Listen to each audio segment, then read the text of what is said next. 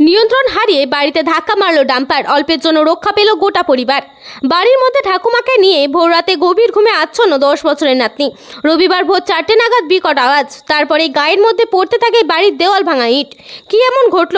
ক্ষতিগ্রস্ত বাড়ির পরিবার সহ স্থানীয়রা রাস্তায় বেরিয়ে দেখেন ক্ষতিগ্রস্ত বাড়ির কান ঘেঁষে একটি পাথর বোঝাই ডাম্পার নিয়ন্ত্রণহীনভাবে বাড়ির কিছু অংশে ধাক্কা দিয়ে একটি ইলেকট্রিক পিলারকে ধাক্কা মেরে রাস্তার পাশে নয়নজলিতে নেমে যায়।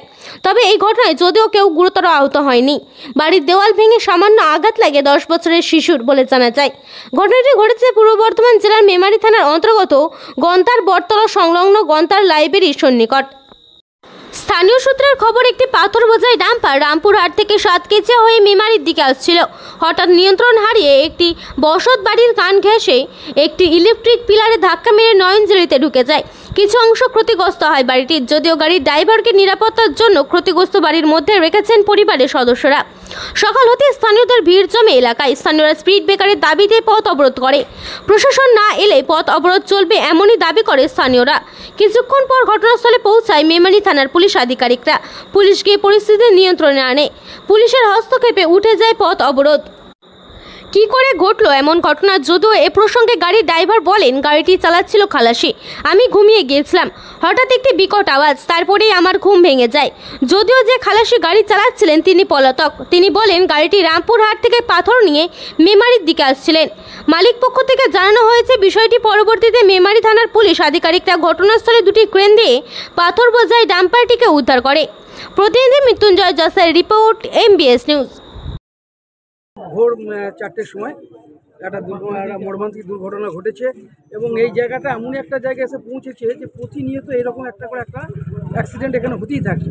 কিন্তু আমরা দেখছি যে সেইভাবে পুলিশ প্রশাসন সেইভাবে সক্রিয় নয় এবং এখানে দীর্ঘদিন ধরে একইভাবে ঘটনা ঘটে যাচ্ছে। এলাকায় ওখানে একটা অ্যাক্সিডেন্ট, একজন মারা গেছে, তারপরে বহু প্রতিনিয়ত এখানে একটা করে অ্যাক্সিডেন্ট হয়।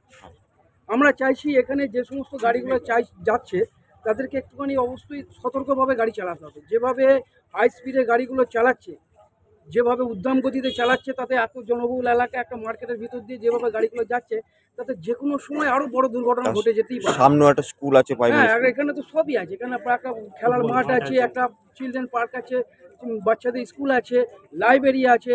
এটা একটা জনবহুল এলাকা এবং দুদিকে সংকীর্ণ এলাকার মধ্যে একটা মার্কেটের মধ্যে দিয়ে গাড়িটা যাচ্ছে।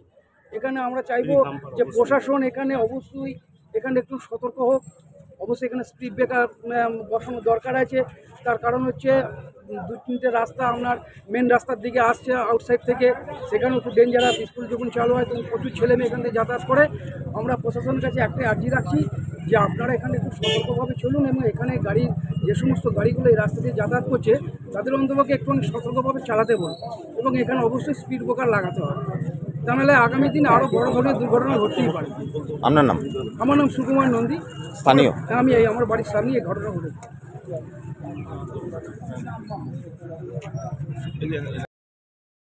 সকাল থেকে পঞ্চায়েত পর্যন্ত অবশ্যই তাহলে বৃহত্তর অ্যাক্সিডেন্ট এখানে হবে। ঘটনাটি ঘটনাটা ঘটেছে এখানে ড্যাম্পার আসছিল, ড্যাম্পার আসছে রাত 4টের সময়।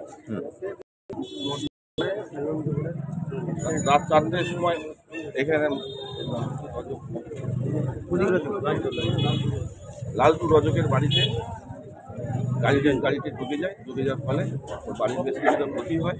সেই প্রতিবাদে আমরা চাইছি যে এখানে ব্রেক হ্যাম্পার তৈরি হোক, আগামী দিনে যেন এই ধরনের ঘটনা না ঘটে। কতক্ষণ চলবে এই অবরোধ আপনাদের? এই অবরোধ কতক্ষণ চলবে? এই অবরোধ প্রশাসন যতক্ষণ আসবে ততক্ষণ এই অবরোধ চলবে। আপনার নামটা? আমার নাম হচ্ছে সন্দীপ ভট্টাচার্য।